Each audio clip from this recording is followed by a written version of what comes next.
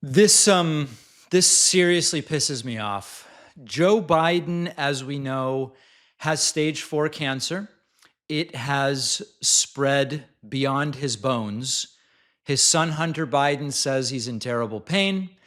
And somehow, one of the genuinely horrifying questions we now have to ask is what happens if Joe Biden dies while Trump is president? Trump has made the question unavoidable. Now, let me address that in a moment. Here is Hunter Biden just recently revealing that his dad is doing worse. He says it's sad to watch. He says he's in pain. This is a grim situation. Okay, take a look at this. Really hard, Patty, and it's really sad to watch. And it's really the only thing that I say about my dad, about his health right now, is I wish he would complain more, because it's not good. The cancer has spread, is metastasized into his bones and further. It's very painful, and it's very debilitating in many respects. But he's still out there. He's still doing this thing that he so believes in this country. Now, normally in a situation like this, the identity of the sitting president is irrelevant. You know, if a former president were to die, you have a White House you know is going to respond with dignity.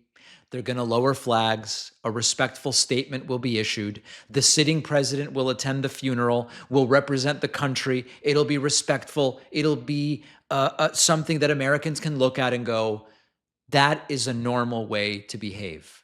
But we're talking about Donald Trump. We're talking about a guy who called Biden Crooked Joe, Sleepy Joe, dumb as a rock, the worst president in the history of the United States, suggested that there were lies being told even about Joe Biden's metastatic prostate cancer. And when Biden left the race in 2024, Trump said, oh, Biden had never been fit to serve, and he came to be president only through lies and fake news and all of this stuff. Biden's diagnosed with stage 4 cancer.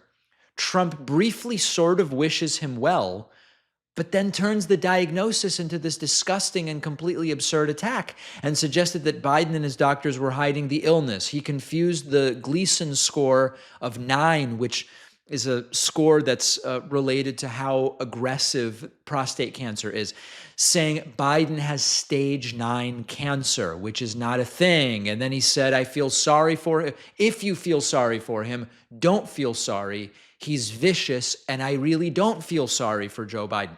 This is a sick person.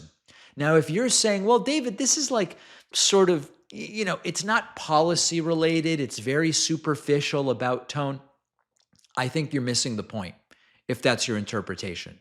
Now, just as a contrast, when Trump got COVID during his first term, Biden pulled all negative campaign ads, wished him well, and waited. That was it. When Trump was shot, Biden called him and condemned the attack and addressed the nation. Now imagine Biden's funeral with Trump as president.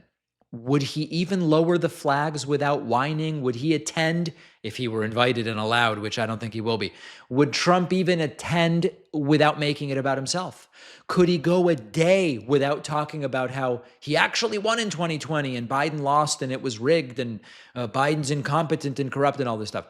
There would be, if we were talking about, a president might die while Obama is president, these would be insane questions. Of course, Obama would not behave in the way we expect Trump would behave. What if George W. Bush were president? Of course, George W. Bush isn't going to behave that way. What about Mitt Romney? Just about any normal Republican or Democrat. With Trump, these are reasonable questions. And that is what makes this so disgustingly revolting. Biden and his family are dealing with fear, the possibility of the end of Biden's life. Biden's not doing well, okay? That's the point. That's what we learned over the weekend. And the president of the United States is a terminally malignant narcissist who would almost certainly use the death of Joe Biden as a final opportunity to humiliate him. So there's this grotesque, the way life works out is just, it's a grotesque set of circumstances. And Trump's behavior is always completely beneath the presidency. And it is really an indictment of every person who knew exactly who Trump was and decided to vote for him anyway. Now, there is a practical reality here. The same way that Donald Trump was not involved in the funeral of George H.W. Bush because the Bush family didn't want Trump anywhere near it, I'm guessing that it'll be the same thing. If, and we hope it doesn't happen, if Joe Biden were to pass away while Donald Trump is president. Now, I know so many people hear this kind of stuff and they go, David, I care about affordability. I care about the Iran war. I care about healthcare, education, foreign policy. This is not about that. I get that. What we are talking about here is the trickle-down effect of having such a disgusting person as president of the United States. And we have an example that reminds us how this tangential behavioral stuff is highly relevant to our politics. Back when Donald Trump was first becoming the nominee and ultimately the president in 2016 into 2017, one of the things I said is when the president of the United States talks about grab him by the pussy and it has no effect and he becomes president, the nominee and president and all this stuff, it is of course reasonable that it becomes harder to explain to kids why that sort of behavior isn't okay. But the president did it and he became president anyway. And case in point, last week we had this disgusting clip of Republican Congressman Max Miller, who's been accused of very serious abuse of his ex-wife. And there were even implications that he abused their kid, although he's denied all of it, quite frankly. One of the things that he said, Max Miller said to Jake Tapper was, of course I'm not going to drop out.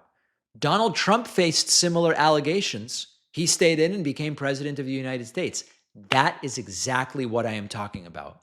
And so the sort of behavior that Donald Trump would almost certainly exhibit if he presided or if he was president at the time of Joe Biden's passing, which I hope Joe Biden, as we say, may he live to 120, right? As we say in the sort of Jewish non-religious tradition and religious. I hope that doesn't happen. But the reason it matters is if we are trying to model appropriate, reasonable, normal behavior, you're not going to get normal behavior from Trump if Joe Biden were to pass away while he is president. So, our thoughts go out to the Biden family. Joe Biden clearly not doing well. There are people writing to me with medical people writing to me with prognoses based on what Hunter Biden said. I don't even want to get into that. Trump, as the person who is in charge at the time of such a passing, disgusts me. The mere premise disgusts me. Thanks for watching. Check out another one of our videos and make sure to subscribe so YouTube keeps our content in your feed. And if you prefer audio, subscribe to the podcast on Spotify or Apple.